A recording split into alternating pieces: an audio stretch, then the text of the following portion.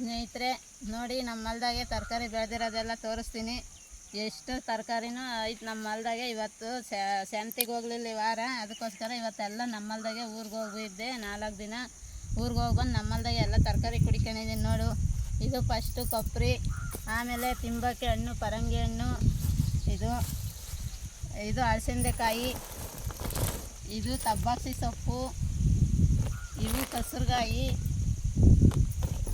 ಇವು ಹಾಗಲಕಾಯಿ, ಇವು ಕರೆ ಹಾಗಲಕಾಯಿ ಅಂತ, ಇವು 3.